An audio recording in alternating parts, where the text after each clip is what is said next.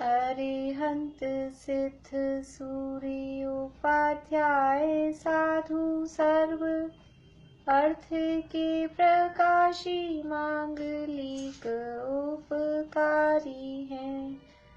तिन्ह को स्वरूप जान रागते भई जो भक्ति काय को नवाए स्तुति को उचारी है।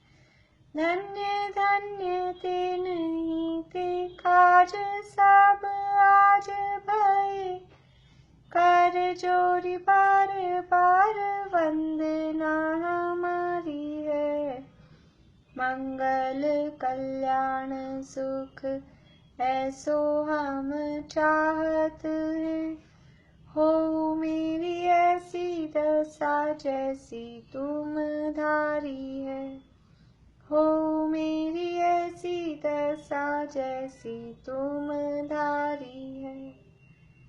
मंगलमय मंगल करण वीत राग विज्ञान नमो ताहि जाते भई अरहंतादि महान। करि मंगल करि हो महा ग्रंथ करण को काज जाते मिले समाज सब पावे निज पद राज।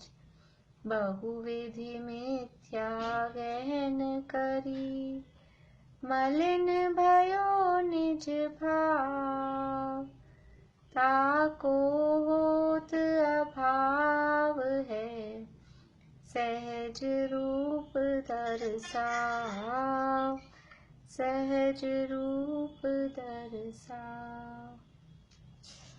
मोक्षमा प्रकाशक में 5वां अधिकार श्वेतांबर मत समीक्षा का प्रकरण यहाँ चल रहा है और उसके अंतर्गत गुरु का अन्यथा स्वरूप, गुरु का क्या स्वरूप वो मानते हैं श्वेतांबर, उसकी यहाँ बात चल रही थी। तो वो परिग्रह को उपकरण के नाम पर ग्रहण करते हैं। 14 उपकरण कहे हैं और उसमें वस्त्राधिक ग्रहण किए हैं। तो यहाँ कहा कि वस्त्राधिक हैं वो बिना राग के उनका ग्रहण नहीं हो सकता है। वस्त्राधिक परिग्रहों में उनका नाम आता है, वो उपकरण नहीं हो सकते हैं। वस्त्राधिक का जो ग्रहण किया है वो क्यों किया है, उसमें समस्याएं भी अनेक प्रकार की हैं। तो सामने वाला तर्क देता है कि जैसे भोजन ग्रहण करते हैं, भूख मिटाने के लिए भोजन ग्रहण करते हैं, ऐसे सर्दी की पीड़ा मिटाने के लिए वस्त्र ग्रहण करते हैं। तो उसका कोई क्राइटेरिया नहीं है। किसी की ठंड एक वस्त्र से मिटती है, किसी को 2 चाहिए, किसी को 3 चाहिए, किसी को मोटा चाहिए, किसी को पतला चाहिए। इसका कोई फिक्स क्राइटेरिया नहीं है। इसलिए वास्तव में ये वस्त्र का रखना ये परिग्रह ही है, वो मुनिपना नहीं है। उसके यहाँ तर्क दे रहे थे। 153 नंबर पेज है, 153। फिर कहोगे, नीचे वाला पैराग्राफ, शीतादि के परिचय से व्याकुल कैसे नहीं होंगे। वो कहेंगे कि सर्दी का परिचय आ रहा है, सर्दी हो रही है तो व्याकुल होंगे ही।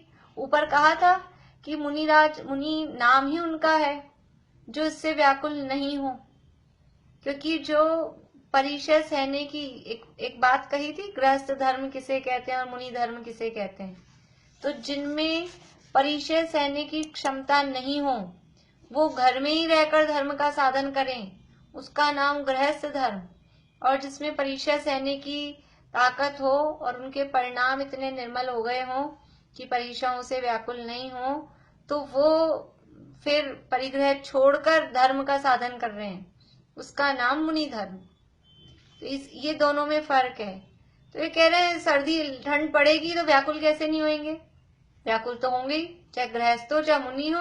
अब हम तो अपने से ही नाप करते हैं ना, कितनी अपने दिमाग कितना चलता है कि जो अपने को फील होता है।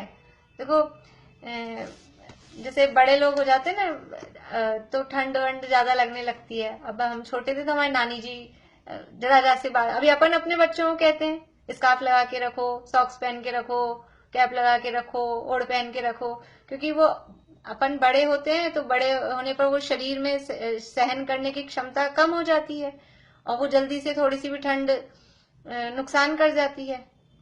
तो बच्चों को लगता नहीं है। बचपन में हमको हमारे नानी जी कहते थे और वो ऐसा सिर पे शॉल डाल के और ऐसे लपेट के बैठते थे, तो हम सोचते थे कैसे बैठते हैं। और अब खुद के वो दिन आ गए, कमरे में बैठो तो सिर पे शॉल लपेट के बैठना पड़ता है, ठंड लगती है। अब बच्चों को नहीं लगती। तो अब अपन जिसको लगती है ना, वो अपनी तरफ से सोचता है कि ठंड हो रही है, तुम क्यों नहीं पहन रहे हो। तो जिसको ठंड लगती है वो दूसरे को भी ये सोचता है कि सर्दी हो रही है तो व्याकुल क्यों नहीं होगा। तो गृहस्थ है, हम गृहस्थ हैं, तो हम इतना ही सोचते हैं कि सर्दी हो रही है तो सर्दी से व्याकुल होंगे। तो कह रहे हैं कि व्याकुल कैसे नहीं होंगे, परंतु व्याकुलता तो मोह उदय के निमित्त से है। ये जवाब दे रहे हैं टोडरमल जी साहब कि व्याकुलता सर्दी से नहीं है, व्याकुलता तो मोह के उदय के निमित्त से है। और मुनि के छठवें आदि गुणस्थानों में 3 चौकड़ी का उदय नहीं है।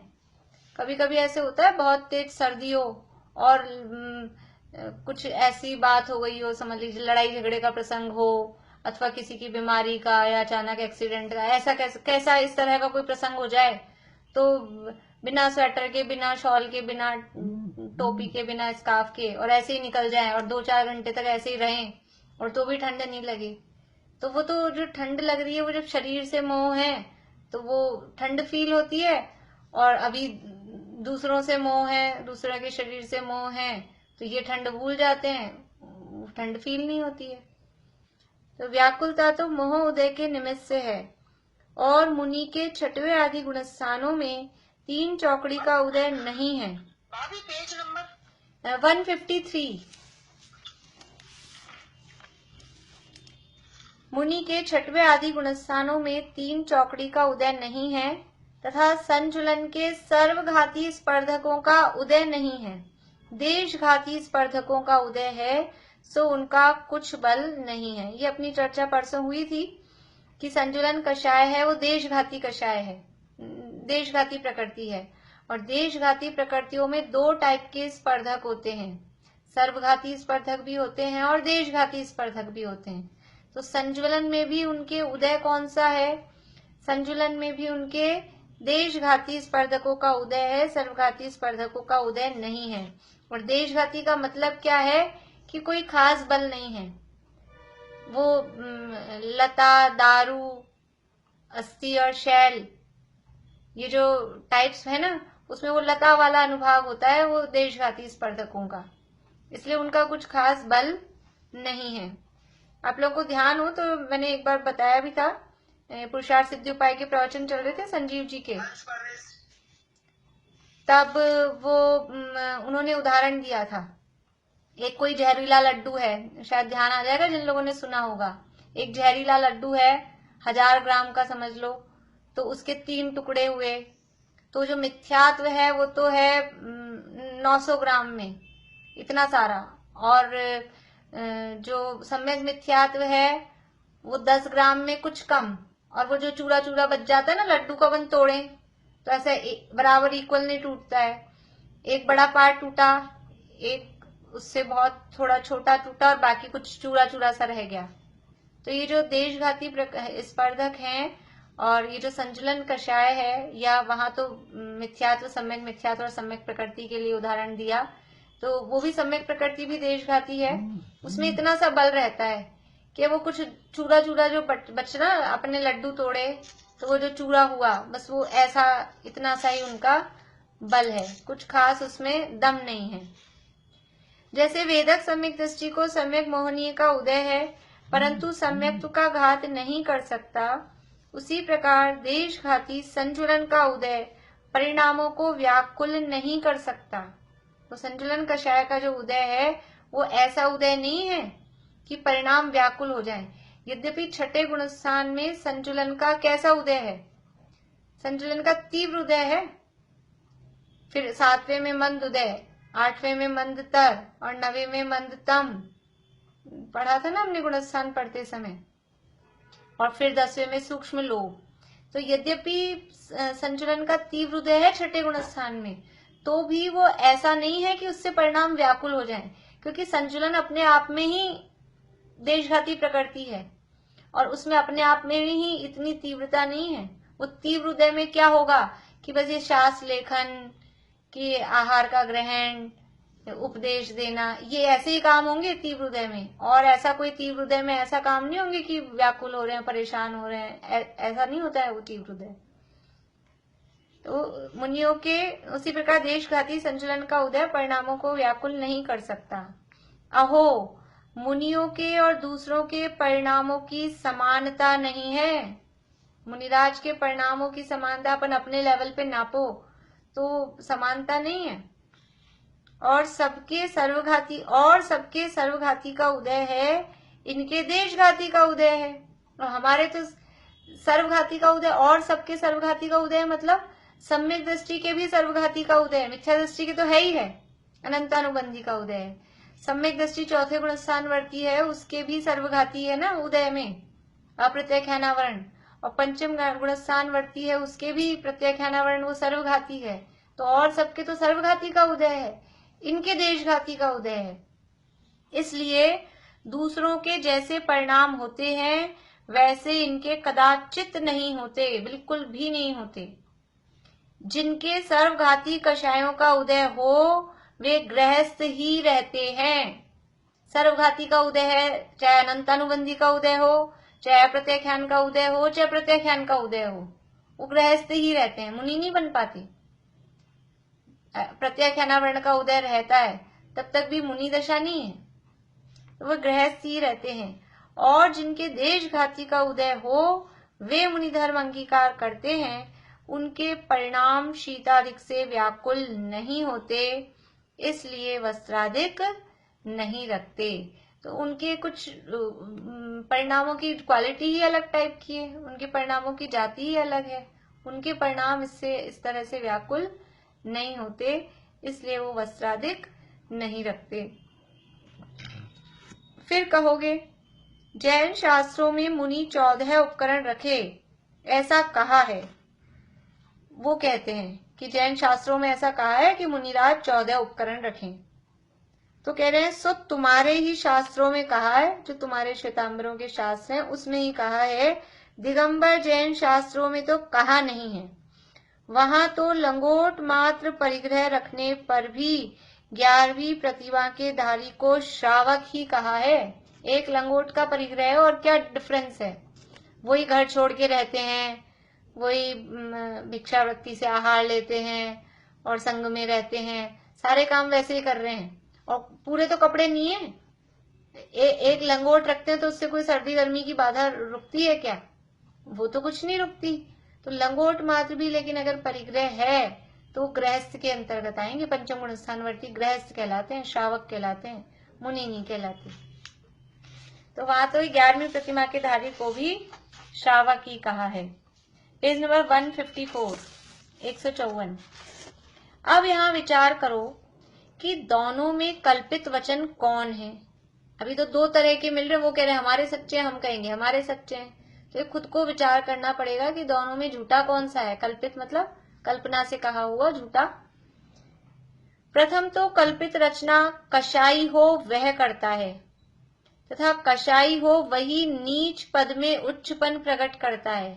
झूठी बात कौन कहेगा कि जो कषाई है, जिसके कषाय हैं, और जो कषाई है ना, कषाई मतलब कषाय सहित जो जीव है, वही नीची भूमिका में ऊंचा पद दिखाएगा।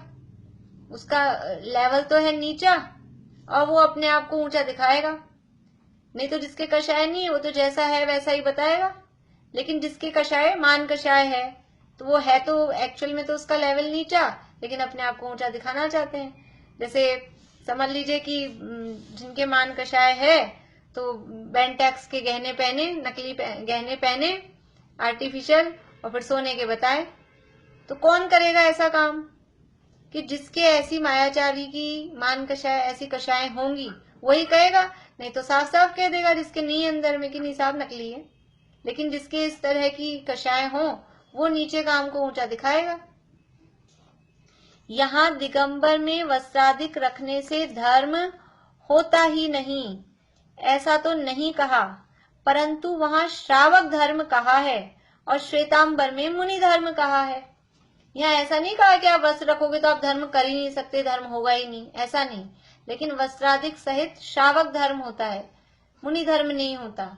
और वो कह रहे हैं वस्त्राधिक सहित मुनि धर्म होता है।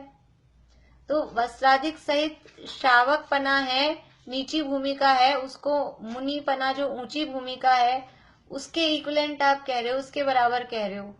तो ये नीचे पद में उच्च पना प्रकट कर रहे हो। फिर से, परंतु वहां श्रावक धर्म, यहां से ऊपर से पढ़ते हैं, यहाँ दिगंबर में वस्त्राधिक रखने से धर्म होता ही नहीं है ऐसा तो नहीं कहा, परंतु वहां श्रावक धर्म कहा है, श्वेतांबर में मुनि धर्म कहा है। इसलिए यहाँ जिसने नीची क्रिया होने पर उच्चत्व प्रकट किया वही कशाई है। दिगंबर, नग्न दिगंबर होना और कपड़े सहित रहना, इसमें ऊंची भूमिका कौन सी है कि नग्न दिगंबर हो जाना, ये ऊंची भूमिका है। तो वो तो मुनि समझ में आ रहे हैं, लेकिन वस्त्र सहित को भी आप मुनि कह रहे हो, तो वस्त्र सहित तो उससे नीची भूमिका है दिगंबर से, तो नीची भूमिका में उच्च पद प्रकट कर रहे हो, इसलिए आप कशाई हो। इस कल्पित कथन से अपने को वस्त्राधिक रखने पर भी लोग मुनि मानने लगे, इसलिए मान कषाय का पोषण किया और दूसरों को सुगम क्रिया में उच्च पद का होना दिखाया, इसलिए बहुत लोग लग गए। क्योंकि सरल दिखा ना, आपने नीची भूमिका में ऊंचा पद दिखा दिया, तो नीची भूमिका में उच्च, जैसे समझ लो ऐसा हो जाए बाई चांस कि टेंथ 10 क्लास पढ़ी और आपको बीए की डिग्री मिल जाए, ग्रेजुएशन की आपको डिग्री मिल जाए, तो फिर सब लग जाएंगे उसी, कोई ऐसी यूनिवर्सिटी खुल जाए कि आप 10 क्लास पढ़ो और आपको ग्रेजुएशन का सर्टिफिकेट, तो सब उसी में जाएंगे ना। चलो, जैसे ऐसा होता है ना, कहीं बीएड वगैरह होते हैं तो कहीं 2 साल, मतलब कभी 2 साल का होता है, कभी कभी बीच में 1 साल का हो गया, ऐसा कुछ चेंज होता रहता है। तो जहां अगर 1 साल का हो रहा है तो लोग उधर भागते हैं, या 1 ही साल में हो जाएगा, 2 साल क्यों खराब करें, इस तरह का होता है। तब यहाँ जब हमको कपड़े पहने पहने ही हमको मुनि बना रहे हैं, कपड़े पहने पहने ही मोक्ष भेज रहे हैं, स्त्रियों को भी मोक्ष भेज रहे हैं, नीच कुल वालों को, शूद्रों को भी मोक्ष भेज रहे हैं, तो चलो ये वाले धर्म में लग जाओ, अपने को क्या है, अपन इस रास्ते से चले जाओ। या कोई ऐसी ट्रेन हो, कोई ऐसी फ्लाइट हो कि जाना डेस्टिनेशन एक ही है सबको, लेकिन ये जल्दी पहुंचा रही है, ये कम रुपए में पहुंचा रही है, इसका टिकट कम है, ऐसा कुछ होता है, तो लोग उधर भाग जाते हैं कि चलो इसमें घुस जाओ। ऐसी स्थिति हो गई। तो इसलिए मान कषाय भी का पोषण किया और दूसरों को सुगम क्रिया में उच्च पद होना दिखाया, इसलिए बहुत लोग लग गए। जो कल्पित मत हुए हैं वे इसी प्रकार हुए हैं, इसलिए कषाई होकर वस्त्रादि होने पर मुनिपना कहा है, सो पूर्वोक्त युक्ति में विरुद्ध भाषित होता है, इसलिए यह कल्पित वचन है, ऐसा जानना। इसलिए ये वस्त्रादि होने पर जो मुनिपना कहा, ये कषाय सहित कथन है, और हमने जो युक्तियां दी है, पूर्वोक्त युक्ति मतलब अभी जो युक्तियां दी थी, उन युक्तियों में ये विरुद्ध भाषित होता है, इसलिए ये कल्पित वचन है, ऐसा जानना। फिर कहोगे दिगंबर में भी शास्त्र पीछे आदि उपकरण मुनि के कहे हैं, उसी प्रकार हमारे 14 उपकरण कहे हैं, तुम्हारे भी तो कहे हैं, वो कहेंगे तुमने भी तो कहे ये उपकरण है, पीछे कमंडल शास्त्र, तो हमने भी 14 कह दिए, फिर क्या दिक्कत है। समाधान, जिससे उपकार हो उसका नाम उपकरण। देखो उपकरण का अर्थ यही होता है जो उपकार करे। अपने एक उपकरण शब्द और कहाँ आता है, बोले निशांति, बढ़िया, निर्वृत्ति उपकरणे द्रव्येन्द्रियम, द्रव्येन्द्रिय के 2 भेद आते हैं ना, निर्वृत्ति और उपकरण। तो वहां उपकरण का क्या अर्थ, वहां पे उपकरण का यही अर्थ है जो निवृत्ति का उपकार करे, उससे उपकरण कहते हैं। ये पलके हैं, ये आईलैशेस हैं, आईब्रोज हैं, ये अंदर जो असली आंख है, निवृत्ति मतलब असली जो आंख जो देखने का काम करती है, उसका ये उपकार करते हैं। ये व्हाइट ब्लैक जो दिख रहा है, ये भी उपकरण है, अभ्यंतर उपकरण और बाह्य उपकरण, ऐसे दो तरह के उपकरण होते हैं। ये कान का इतना बड़ा जो दिखता है ना, ये सब उपकरण है। असली कान तो अंदर जो सुनने का काम करता है, पर्दा जिसे बोलते हैं अपन, वो होता है बाहर अभी द्रव्येंद्रिय में भी। तो उपकार करे उसे उपकरण कहते हैं, जिससे उपकार हो उसका नाम उपकरण है। सो यहाँ शीतादि की वेदना दूर करने से उपकरण ठहराएं तो सर्व परिग्रह सामग्री उपकरण नाम प्राप्त करेगी। हमारे पास घर में जो भी चीजें हैं सब कुछ ना कुछ काम ही आती, कभी काम आ जाएंगी इसलिए रखे रखते हैं, और कुछ काम आ रही होती हैं इसलिए रखे रखते हैं। बाकी सब भविष्य की कल्पना में कि न जाने कब काम आ जाएंगी, इसलिए भरी है सामग्री। तो सभी उपकरण है, फिर तो जितना परिग्रह है सभी उपकरण है। अलमारियां भरी है कपड़ों से, तो कभी ये काम आती है कभी वो काम आती है, किसी ओकेजन पे ये पहनते हैं किसी ओकेजन पे वो पहनते हैं, तो सारे उपकरण है। तो ऐसे तो सर्व सामग्री उपकरण नाम प्राप्त करे, परंतु धर्म में उनका क्या प्रयोजन, वे तो पाप के कारण हैं। धर्म में तो जो धर्म के उपकारी हो उनका नाम उपकरण है। जैसे जो इंद्रिय में जो निवृत्ति का उपकार कर रहे हैं उसे उपकरण कहा, निवृत्ति के ये उपकरण है। आंख का उपकरण अलग है, कान का उपकरण अलग है। तो धर्म में उपकरण किसे कहेंगे कि जो धर्म में सहायक हो वो उपकरण है। अभी इतना सारा परिग्रह धर्म में क्या सहायक है सारा का सारा। तो धर्म में तो जो धर्म के उपकारी हो उनका नाम उपकरण है। वहां शास्त्र ज्ञान का कारण, पीछी दया का कारण और कमंडल शौच का कारण है। सो यह तो धर्म के उपकारी हुए। वस्त्रादिक किस प्रकार धर्म के उपकारी होंगे, वे तो शरीर सुख के अर्थ ही धारण किए जाते हैं। पीछी रखते हैं तो उससे जीवों की रक्षा का प्रयोजन है। कमंडल रखते हैं वो शुद्धि का उपकरण है, उससे शुद्धि होती है। और शास्त्र रखते हैं वो ज्ञान के लिए, स्वाध्याय के लिए शास्त्र रखते हैं। तो ये तो समझ में आता है।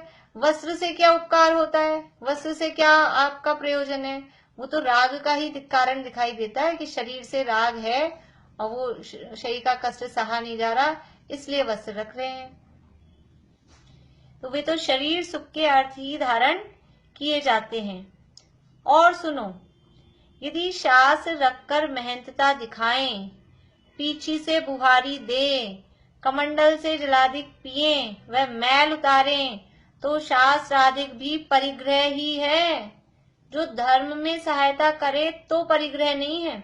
यदि शास्त्र रखकर अपनी महानता दिखाएं, देखो मेरे पास इतने शास्त्र हैं, किया देखो मेरे को इतना ज्ञान है, बड़ा शास्त्र अपने हाथ में रखे और लोगों को ऐसा दिखाए कि देखो मैं ये पढ़ता हूँ। कोई ऐसे बड़े षटखंडागम हाथ में रखें कि धवला हाथ में रखें और हम ऐसा दिखाएं देखो हम तो ये पढ़ते हैं, तुम तो ये किताबें पढ़ते हो छोटी छोटी। तो शास्त्र रख के अपनी मेहनतता दिखाएं, या फिर पीछे रख के उससे झाड़ू का काम करें कि थोड़े कंकर पत्थर हटा लें, गंदगी दिख रही है वो हटा लें, तो उससे झाड़ू का काम करें। और कमंडल में पानी है तो दूसरे को पिला दें, या थोड़ा बहुत पानी लगा के अपने शरीर का मैल वैल उतार लें। थोड़ा सा पानी लेके ऐसे करें तो मैल उतरने लग जाता है। अगर ऐसा कुछ काम कर रहे हैं उस कमंडल से, या खुद उसका जल पी लें, तो कुछ ऐसा काम करते हैं तो वो उपकरण नहीं है, क्योंकि वो धर्म का साधन नहीं कर रहे, वो तो वही शरीर का राग का पोषण हो रहा है, तो वो परिग्रह हो जाते हैं। यदि कमंडल में या पीछी में ऐसा भाव आ जाए, वो यहाँ रखें और ऐसा परिणाम रहे, ये कोई उठा के नहीं ले जाए, मैं रख तो रहा हूँ कोई उठा के तो नहीं ले जाए, या बहुत सारे मुनि बैठे हैं अगल बगल में, दूसरे भी कोई आ गए हैं, अरे कहीं मेरा नहीं ले जाए गलती से, या कोई ले जाए तो उनको ऐसा भाव आ जाए ये मेरा ले गया, जहां ये मेरा ऐसा आ जाए उनको, तो परिग्रह हो जाएगा। उनको उसमें ममत्व नहीं होता है, वो तो खाली उपकरण है कि अपने को काम उसका निकालना है जीवों की रक्षा का। तो कुंद आचार्य के पीछे गिर गई तो उन्होंने गिद्ध के पंख से काम चला लिया। तो ऐसा उसमें अपनत्व, उनको ममत्व अपनत्व नहीं होता है। तो कमंडल से जलाधिक पिए में मैल उतारे तो शास्त्राधिक भी परिग्रह ही है, परंतु मुनि ऐसे कार्य नहीं करते, इसलिए धर्म के साधन को परिग्रह संज्ञा नहीं है। जो धर्म के साधन है उन्हें परिग्रह संज्ञा नहीं है, भोग के साधन को परिग्रह संज्ञा होती है, ऐसा जानना। ये जो भोग के साधन है, अभी वस्त्राधिक है, ये भोग के साधन है, इसलिए ये परिग्रह है। कमंडल आदिक, पीछी आदिक ये भोग के साधन नहीं है, इसलिए ये परिग्रह नहीं है। फिर कहोगे कमंडल से तो शरीर ही का मल दूर करते हैं, परंतु मुनि, वो कह रहे हैं कमंडल क्या काम आ रहा है, शरीर का मल ही तो दूर कर रहे हैं। आप कह रहे हो कि धर्म का साधन करें, पर कमंडल यूज तो इसी में आ रहा है ना कि शौच का उपकरण है, हाथ वगैरह धोने के काम आ रहा है, तो शरीर का मल दूर कर रहे हैं। परंतु मुनि मल दूर करने की इच्छा से कमंडल नहीं रखते, वो रखते हैं तो कमंडल क्यों रख रहे हैं कि मेरे शरीर का मल दूर हो, इस इच्छा से नहीं, वो शुद्धि के लिए रखते हैं। देखो आगे क्या कह रहे हैं, शास्त्र पढ़ना आदि कार्य करते हैं, वहां मल लिप्त हो तो उनकी अविनय होगी। यदि कमंडल नहीं हो, अब शौच के लिए तो जाएंगे, अभी शौच के लिए जाएंगे तो शुद्धि किस प्रकार करेंगे, तो शुद्धि भी आवश्यक है, व्यवहार में जो थोड़ी बहुत क्रियाएं हैं वो भी आवश्यक है। अभी मल लिप्त हो तो कैसे तो शास्त्र पढ़ें, कैसे सामायिक करें, कैसे श्रावक के घर आहार के लिए जाएं, तो वो व्यवहारिक दृष्टि से अमर्यादित सा लगेगा, वो उचित नहीं होगा, शास्त्र की अविनय होगी। तो वहां मल लिप्त हो तो उनकी अविनय होगी, लोक निंदे होंगे, लोक में निंदा होगी कि बिल्कुल ही जो शौच जाने के बाद भी यदि शुद्धि नहीं हो तो वो उनकी निंदा होगी। इसलिए इस धर्म के अर्थ कमंडल रखते हैं। वो जो शुद्धि कर रहे हैं वो शरीर को संवारने के लिए शुद्धि नहीं कर रहे, हमारा शरीर सुंदर दिखे, ये तो एक नेसेसिटी, मतलब अनिवार्य शुद्धि है, उसके लिए ये कमंडल रखते हैं। इस प्रकार पीछी आदि उपकरण संभवित हैं, वस्त्र आदि को उपकरण संज्ञा संभव नहीं है। वस्त्र को उपकरण कहना वो किसी भी रूप में पॉसिबल नहीं है। पेज नंबर 154 पे लास्ट पैरा, काम, अरति आदि मोह के उदय से विकार बाय प्रकट हों तथा शीतादिक सहे नहीं जाएंगे, इसलिए विकार ढकने को व शीतादिक मिटाने को वस्त्रादिक रखते हैं, और मान के उदय से अपनी महंतता भी चाहते हैं, इसलिए उन्हें कल्पित युक्ति द्वारा उपकरण ठहराया गया है। ये उनकी बात बता रहे क्यों रखते हैं वस्त्र, कि काम, अरति आदि मोह के उदय से विकार बाहर में प्रकट हों, वो शरीर को ढक के रखते हैं। शरीर को ढक के रखने से विकार अगर अंदर होते हैं वो शरीर के माध्यम से दिखते हैं, तो शरीर ढका हुआ है तो वो विकार दिखाई नहीं देते, अंदर तो है ही। और जो दिगंबर मुनिराज हैं वो अंदर से भी निर्विकारी हैं, इसलिए बाहर में नग्न दिगंबर होने पर उनके शरीर में भी विकार रूप प्रवृत्ति नहीं होती, क्योंकि अंदर से वो निर्विकारी हैं। 3 कषाय चौकड़ी का अभाव हो गया है, तो 3 कषाय चौकड़ी के अभाव पूर्वक वो उतना वेद कषाय का भी अनंतानुबंधी जन्य, प्रत्यख्यानावरण जन्य वेद का उदय भी उनके खत्म हो गया है, तो वैसे काम विकार उनके उत्पन्न नहीं होते। परंतु यहाँ तो क्योंकि सारी कषाय मौजूद है, इसलिए वो विकार तो अंदर है ही, और वो विकार अंदर है तो बाहर में दिखाई नहीं दे, इसलिए वो शरीर को ढक के रखते हैं तथा शीत आदि सहे नहीं जाते। एक तो विकार अंदर में है तो विकार बाहर दिखाई देंगे, और सर्दी आदि सहन हो नहीं रही है, तो दोनों से बचने के लिए विकार से भी, विकार प्रकट नहीं हो इसलिए भी, और शीत आदि को मिटाने को वस्त्रादिक रखते हैं, और मान के उदय से अपनी मेहनतता भी चाहते हैं। वस्त्रादिक रखते भी हैं और हमारा बड़प्पन भी हो, हमको लोग पूजें, मेहनतता मतलब लोग हमें पूजें, ये भी चाहते हैं। इसलिए उन्हें कल्पित युक्ति द्वारा उपकरण ठहराया गया है। इसलिए झूठी, कल्पित यानी झूठी तर्क लगाकर वस्त्रादिक को उपकरण ठहराया गया है, ताकि हम वस्त्रादिक रखे भी रखें और मुनि भी नाम पा जाएं। इसलिए उनको वस्त्रादिक को उपकरण कह दिया कि ये तो उपकरण है, ये तो चलता है, ये तो चलेगा।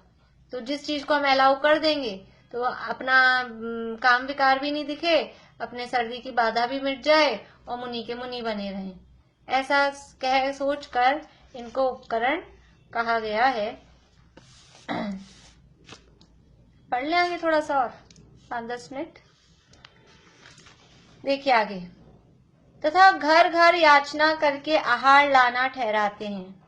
सो पहले तो यह पूछते हैं कि याचना धर्म का अंग है या पाप का अंग। याचना करना कौन सी बात है? घर घर याचना करके आहार लाते हैं, तो सबने देखा होगा, पता होगा, आसपास में आते रहते हैं, अलग अलग घरों से वो उनके पात्र में भोजन लेकर आते हैं। तो ये याचना यानी मांगना, ये धर्म का अंग है कि पाप का अंग है?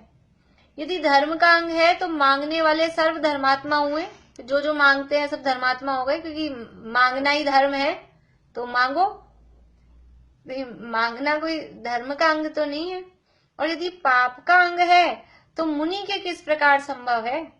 यदि याचना धर्म का अंग है तो सब मांगने वाले जितने भी भिखारी हैं सारे धर्मात्मा हो गए। और यदि धर्म का अंग नहीं है, पाप का अंग है, तो आप मुनि नाम कहला के मुनि के फिर इस प्रकार से मांगना वो कैसे संभव है? तथा फिर यदि तू कहेगा लोभ से कुछ धनादि की याचना करें तो पाप हो, यह तो धर्म साधन के अर्थ शरीर की स्थिरता करना चाहते हैं, इसलिए आहार आदि की याचना करते हैं। क्या कहे? कोई रुपया पैसा धन दौलत हीरा जवाहरात तोड़ ना मांग रहे हैं, खाली अपना शरीर चलता रहे जिससे धर्म साधन हो, इसलिए केवल आहार की याचना करते हैं, भोजन की याचना कर रहे हैं। समाधान, आहार आदि से धर्म नहीं होता, शरीर का सुख होता है।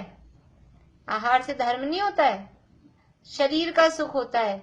इसलिए शरीर सुख के अर्थ अति लोभ होने पर याचना करते हैं। यदि अति लोभ न होता तो आप किस लिए मांगता?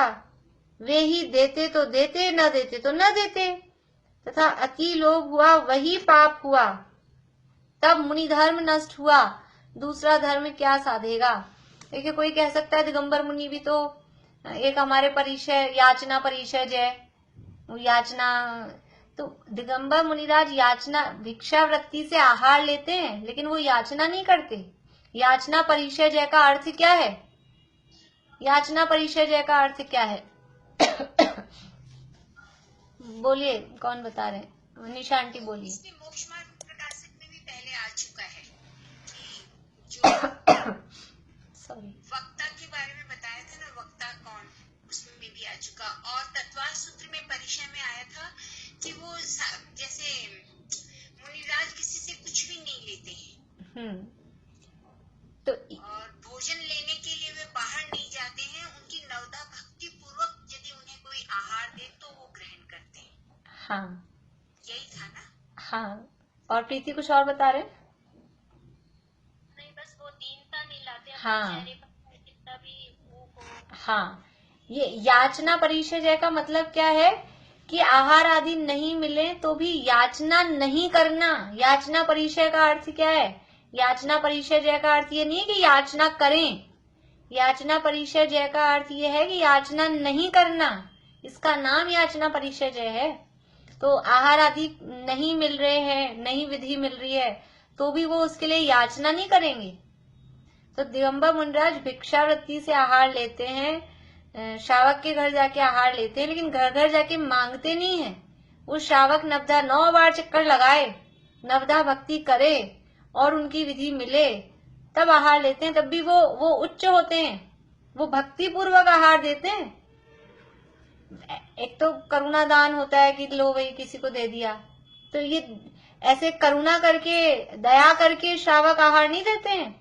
वो तो अपना अहोभाग्य मानते हैं कि मुनिराज हमारे आ गए आहार के लिए। मुनिराज को आहार देने के बाद एक आह्लाद आता है अंदर में। हाँ, और इतना मतलब अंदर से आनंद उठता है ना, मैं करी हुई हूँ तो इसलिए दोनों को मतलब बराबर नहीं गिन सकते।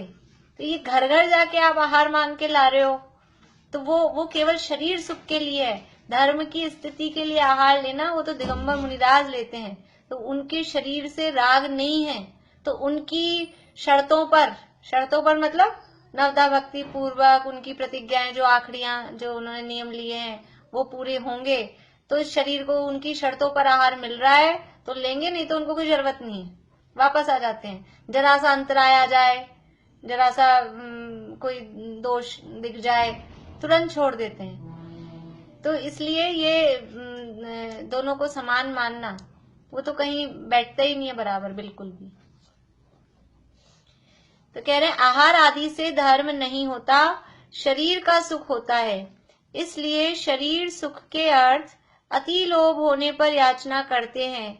यदि अति लोभ न होता तो आप किस लिए मांगता, वे ही देते तो देते। अभी कोई मान लीजिए मुनिराज आहार के लिए निकले और कोई चौकाई मतलब कोई हो ही नहीं श्रावक और कोई पड़गाहन ही नहीं करे तो वापस आ जाएंगे। मान लीजिए कोई जगह ऐसी हो कोई पड़गाहन करने वाला ही नहीं हो। एक बार ऐसा हुआ ना, किसका, वो राजा उग्रसेन का या किसी का इस तरह का आता है इधर हरिवंश पुराण में, कि वो कोई मुनिराज आए नगर में और वो राजा चाहता था कि मैं ही दूंगा आहार, तो सबको मना कर दिया, कोई नहीं पड़गाएगा। और वो मुनिराज आए तो वो राजा खुद ही किसी काम में लग गया, पड़गाहन ही नहीं किया। ऐसा बहुत दिनों तक ऐसा हुआ। तो वो फिर वो मतलब मुनिराज ने सुन लिया किसी को बातें करते हुए कि ये राजा ना तो खुद देता है ना हमको देने देता है। तो वो फिर उनके परिणाम खराब हो गए मुनिराज के। वो बाद में फिर कुछ निदान वगैरह बंद हुआ, ऐसा इस तरह का कुछ उसमें आता है। तो वो देंगे तो देंगे, नहीं देंगे तो नहीं देंगे, याचना थोड़ी ना करेगा। तो वो वे ही देते तो देते, न देते तो न देते। तथा अति लोभ हुआ वही पाप हुआ, तब मुनि धर्म नष्ट हुआ, दूसरा धर्म क्या साधेगा। अब जो मुनि धर्म जिसको तुमने धारण किया था वो ही नष्ट हो रहा है, दूसरा धर्म क्या साधन करोगे। अब वह कहता है मन में तो आहार की इच्छा हो और याचना न करे तो माया कषाय हुई। अब मन में तो आहार लेने की इच्छा थी तब तो निकले थे, और फिर आप कह रहे हो याचना नहीं करे, तो ये तो मायाचारी हो गई। मन मन भावे मुंह डिलावे कहते हैं ना, मन में तो इच्छा और ऊपर से मना कर रहा है, तो ये तो मायाचारी हुई। और याचना करने में हीनता आती है, सो गर्व के कारण याचना न करे तो मान कषाय हुई। आहार लेना था सो मांग लिया, इसमें अति लोभ क्या हुआ और इससे मुनि धर्म किस प्रकार नष्ट हुआ। वो तो कह रहे तो सरलता हुई, हमें आहार लेना था हमने मांग लिया, ये तो सरलता हुई हमारी। और आपके मन में तो आहार लेने की इच्छा है और याचना करूंगा तो मेरी मान भंग होगा, तो ये तो उल्टा मान कषाय उत्पन्न हो रही है कि याचना नहीं करें। हमें लेना था तो मांग लिया चुपचाप, उसमें क्या है, इसमें कौन सी बुराई हो गई, इसमें कौन सा राग हो गया, लोभ हो गया। समझ में आया प्रश्न। देखो फिर से पढ़ती हूँ। मन में तो आहार की इच्छा हो और याचना न करे तो माया कषाय हुई, और याचना करने में हीनता आती है, सो गर्व के कारण याचना न करे तो मान कषाय हुई। याचना कर रहे हैं तो याचना इच्छा है और याचना नहीं कर रहे तो माया कषाय हो गई। और याचना क्योंकि हमारे मान भंग होगा इसलिए याचना नहीं करे तो मान कषाय हुई। तो आहार लेना था सो मांग लिया, इसमें अति लोभ क्या हुआ और इससे मुनि धर्म किस प्रकार नष्ट हुआ सो कहो। उससे कहते हैं जैसे किसी व्यापारी को कमाने की इच्छा मंद है, सो दुकान पर तो बैठे और मन में व्यापार करने की इच्छा भी है, परंतु किसी से वस्तु लेन देन रूप व्यापार के अर्थ प्रार्थना नहीं करता। स्वयं कोई आए तो अपनी विधि मिलने पर व्यापार करता है, तो उसके लोभ की मंदता है, माया व मान नहीं है। कुछ दुकानदार ऐसे होते ना कि मतलब कमाने की इच्छा मंद है, मतलब ज्यादा वो नहीं कि बहुत बहुत कमाऊं, तो दुकान खोल के बैठ गया, तो एकदम राग भी नहीं टूटा है, दुकान खोला भी है तो मन में व्यापार करने की इच्छा भी है, तब तो दुकान खोल के बैठा है, लेकिन वो मंद है, लोभ कषाय। परंतु किसी वस्तु के लेन देन रूप व्यापार के अर्थ प्रार्थना नहीं करता।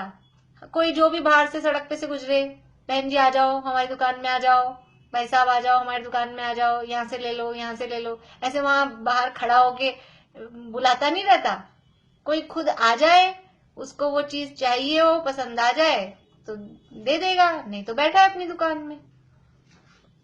तो स्वयं कोई आए अपनी विधि मिलने पर व्यापार करता है, वो जितनी रेट का सामान बता रहा है उतनी रेट में सामने वाले को पसंद आ रहा है तो ठीक है, वो कहे नहीं साहब नहीं तो जाओ अपने रास्ते जाओ, उसकी इस टाइप की कषाय मंद है।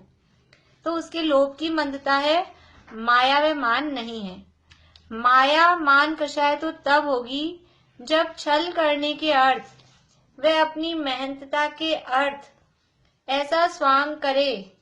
परंतु माया और मान तो कब होगी कि जब छल करने के अर्थ और अपनी बड़ाई दिखाने के लिए ऐसा स्वांग करे। अंदर तो है और बाहर से अपना छल कर करके दिखाए इस तरह का। परंतु अच्छे व्यापारी के ऐसा प्रयोजन नहीं है, इसलिए उसके माया मान नहीं कहते। उसी प्रकार मुनियों के आहार आदि की इच्छा मंद है। वे आहार लेने आते हैं और मन में आहार लेने की इच्छा भी है, परंतु आहार के अर्थ प्रार्थना नहीं करते। स्वयं कोई दे तो अपनी विधि मिलने पर आहार लेते हैं, वहां उनके लोभ की मंदता है, माया व मान नहीं है। जैसे समझ लीजिए हमको कोई जलेबी बन रही हो, गुलाब जामुन बन रहे हो, अभी रात में भोजन की बात नहीं करनी चाहिए, लेकिन अब उदाहरण आ गया मुझे ध्यान में।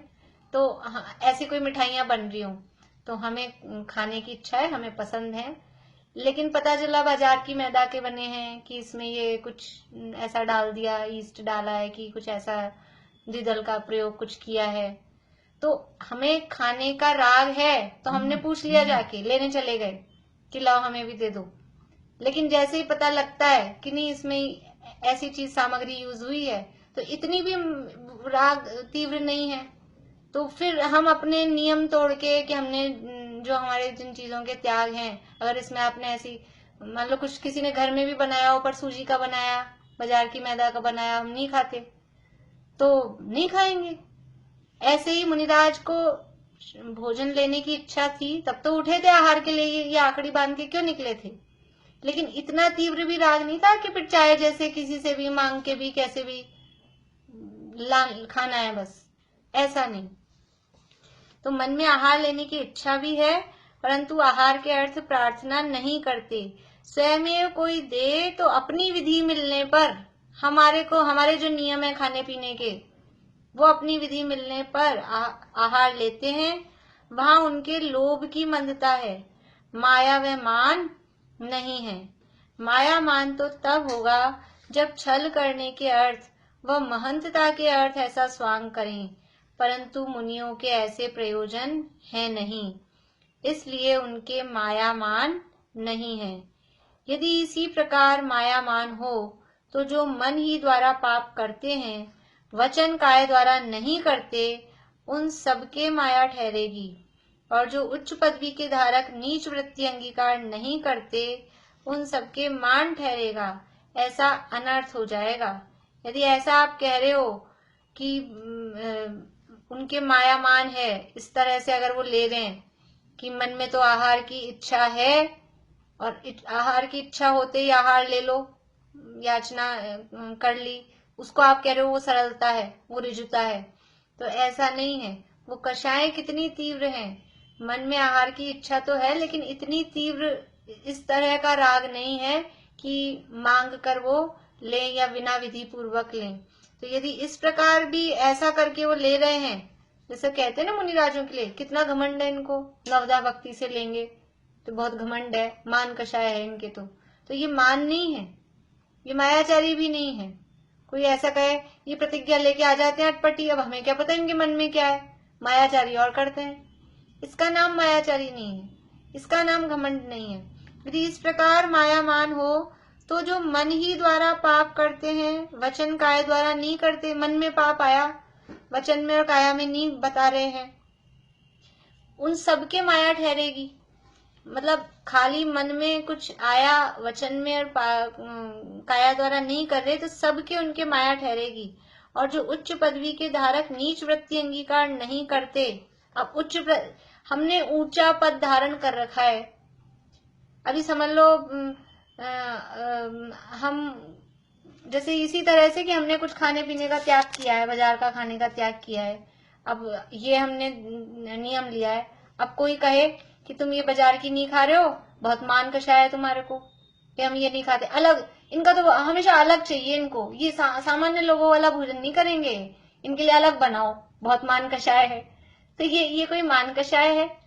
इसका नाम मान कषाय है। जैसे कह रहे हैं कि उच्च पदवी के धारक नीच वृत्ति अंगीकार नहीं करते, उन सबके मान ठहरेगा। फिर जो जो ऐसे हैं जिन्होंने कुछ इस तरह का ऊंचा पद धारण किया है, अब वो नीचा काम नहीं कर रहे, तो सबके सब मान कषाय हो जाएंगे। मतलब फिर तो जितने भी अणुव्रती हैं कि साहब इन्होंने ब्रह्मचर्य अनुव्रत धारण किया है, वो नीची वृत्ति नहीं धारण कर रहे, तो ये बड़ा मान है इनके। ये कैसी किस तरह की बात ये कह रहे हैं कि ऐसा अनर्थ होगा, फिर तो जितने भी उच्च पदवी के धारी हैं वो सब नीचे हो जाएंगे, ऐसा अनर्थ होगा। इस तरह से ये बात हुई। अभी यहाँ से फिर कल ले लेंगे आगे। चले 2 लाइन और पढ़ लेते हैं, 2-3 लाइन ही है पीछे।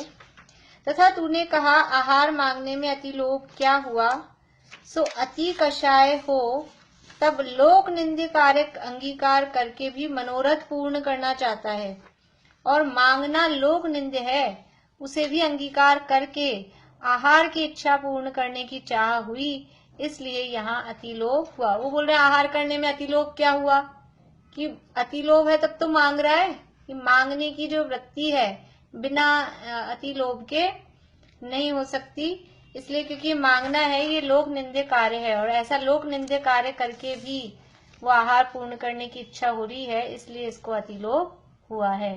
इस प्रकार से ये गुरु का जो अन्यथा स्वरूप है, अभी और है थोड़ा प्रकरण, अभी बता तो रहे हैं उनका अन्यथा स्वरूप, लेकिन साथ में दिगंबर मुनिराजों का स्वरूप भी इसमें स्पष्ट होता जा रहा है। इसलिए ये प्रकरण थोड़े मतलब अच्छे हैं, इसलिए इसमें अपने को टाइम लग रहा है। पहले अपन ने फटाफट कर लिए। हाँ बोलिए पाली। वो लाइन आई कि जो मन के द्वारा पाप करता है, वचन और काय द्वारा नहीं करता, उसके माया को करेगी, तो वो तो मायाचारी होगी ना, पापी होगा वो तो। देखो यहाँ क्या कह रहे हैं कि अकेला इस प्रकार, यदि इसी प्रकार ऐसे ही मायामान हो, तो और लोग जो मन के द्वारा तो पाप कर रहे हैं, मन ही द्वारा पाप करते हैं, वचन काय द्वारा नहीं करते, उन सबके माया ठहरेगी। देखो ऊपर से पढ़ते हैं फिर से। माया मान तो तब होगा जब छल करने के अर्थ व महंतता के अर्थ ऐसा स्वांग करें, परंतु मुनियों के ऐसे प्रयोजन है नहीं, इसलिए उनके माया मान नहीं है।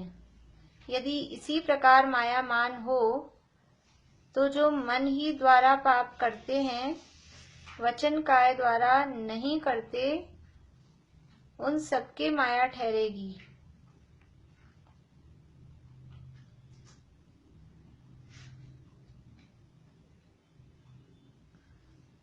और कल लेंगे इसको, और सोचूंगी मैं कल, और देखते हैं इसको फिर से ना। और एक बात और थी, क्योंकि जयपुर में श्वेतांबर बहुत ज्यादा है, तो जो श्वेतांबर मुनि होते हैं ना, वो भी जैसे गोल वैली में जाएंगे, यदि आपने किसी इलेक्ट्रिक आइटम को छू लिया, स्विच को भी छू लिया, तो चले जाएंगे, और जो आपके बना हुआ होगा और जो लिमिटेड चीजें वो लेते हैं, उन्हीं में से लेंगे, याचना वो भी नहीं करते।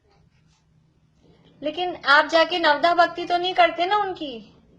हाँ, नवदा भक्ति नहीं होती, पर उनके साथ श्रावक चलता है, हर किसी के घर में वो भी नहीं घुसते हैं, और जो उनके नियम है, जैसे डोर मैट पे नहीं पैर रखेंगे, वो सब होता है तभी अंदर नहीं, लेकिन हर किसी के घर में तो जाते हैं वो, ऐसा नहीं जैन अजैन के भी जाते हैं। मैंने तो सुना है वो कभी कभी ना उनकी डिमांड भी होती है। नहीं, मैंने भी बचपन में, हमारे भी बिल्डिंग में रहते थे श्वेतांबर, उनके घर आते थे, मतलब उनका ऐसा नियम नहीं होता है कि जैन के ही जाएं। हाँ, जैनों के नहीं जाते। जैनों में भी वो जो बहुत ऊपर कास्ट होते हैं ना, जैसे ब्राह्मण हुए या इस तरह के जो है, उन्हीं के जाते हैं, हर किसी के नहीं जाते हो, और डिमांड भी नहीं करते। आपके जो है मतलब उनके जो बनेगा, जैसे रोटी सीखी है, और उसमें भी बहुत थोड़ा लेते हैं, बहुत सारा नहीं लेके जाते एक घर से।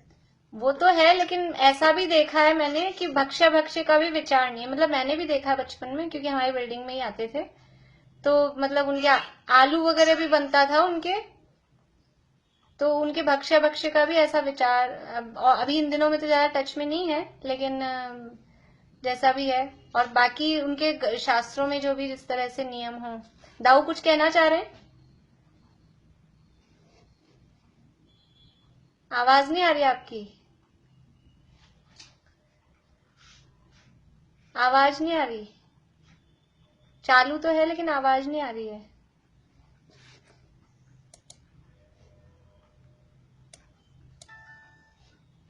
आवाज बिल्कुल भी नहीं आ रही दाऊ। आपका वो वॉल्यूम का बटन खोलिए।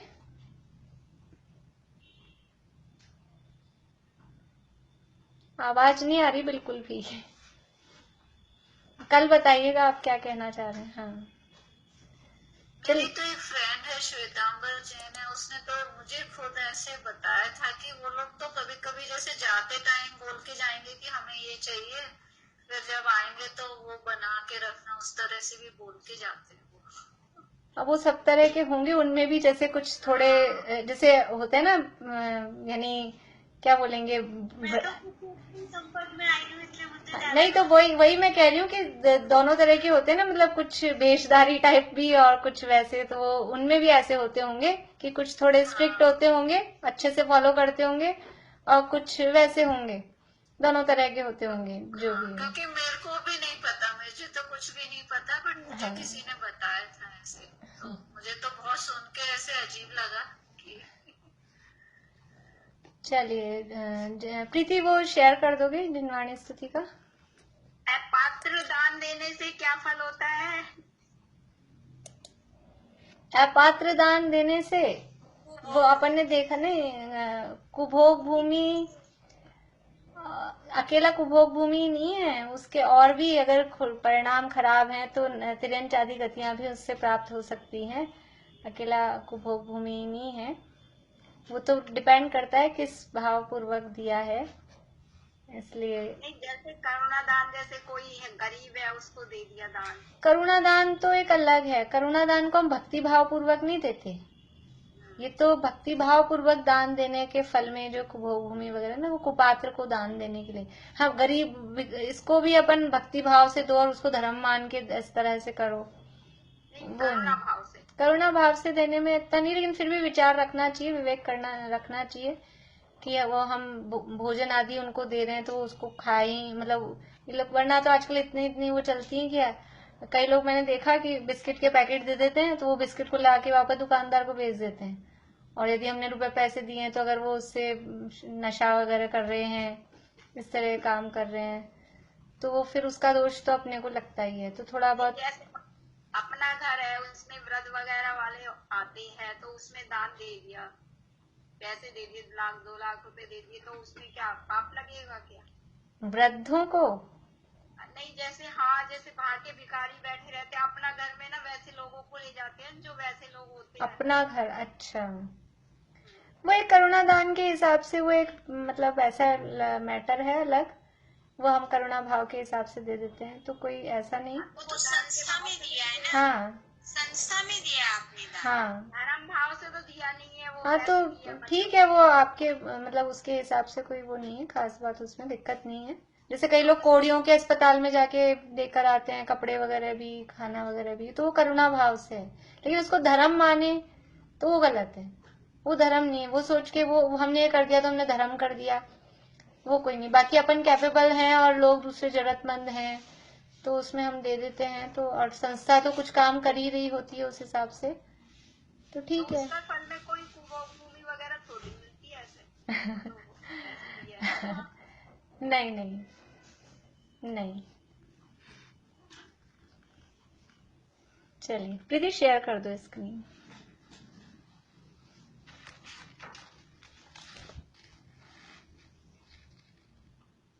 निज आत्मा के भान बिन सुख मान कर रति राग में, सारा जगत नित जल रहा है वासना की आग में। तुम वेद विरहित वेद वेद जिन वासना से दूर हो, वसु पूज्य सुत बस आप